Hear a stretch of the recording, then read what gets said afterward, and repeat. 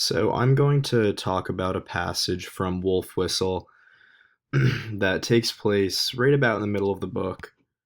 And this is one of Norden's more metaphorical descriptions that takes place after Bobo has been murdered.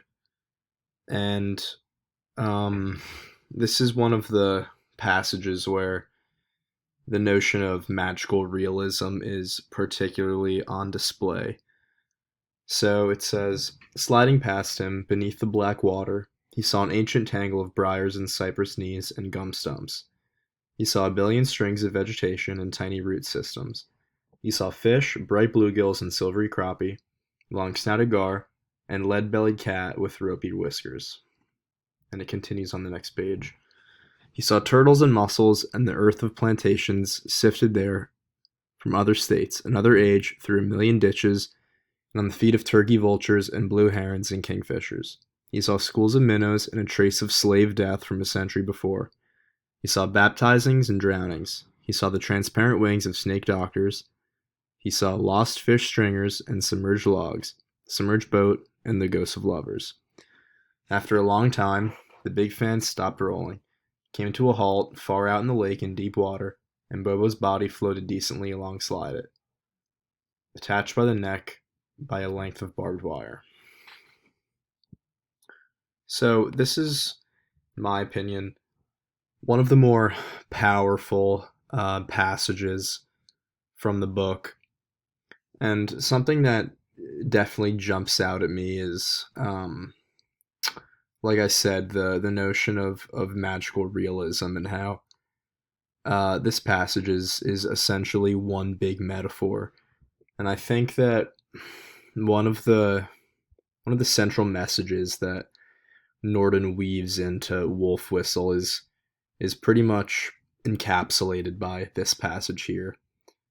And he talks about how Bobo's body is among all the fish and all the plants, and he gives pretty striking descriptions of everything going around Bobo.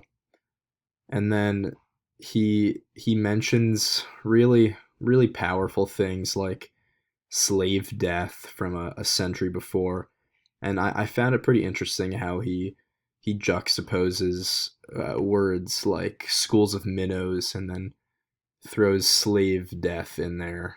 It's all just it's all very unusual the way he juxtaposes these things. And something that I talked about in my second essay was how um, Norden sort of puts two things together, um, sort of to show like how casual, um, like an awful event like Bobo's lynching would be in this time.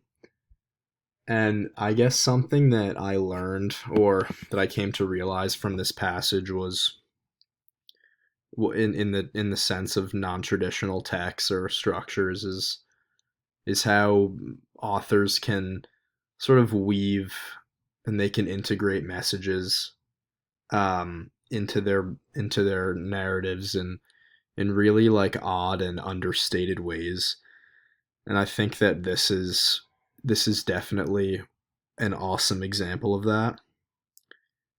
And I guess something that I got out of this class that was new to me was sort of like looking beyond what merely happens in a text and sort of trying to dig at, like, yes, what happened and why it's important, but more specifically, like what that means and what the author is trying to tell us. So I guess in a sense, maybe taking like analytical risks with my writing and with my analysis was something that I tried to work on in this class, and something that I think has definitely brought my skills as a reader and as a critical thinker to a higher register.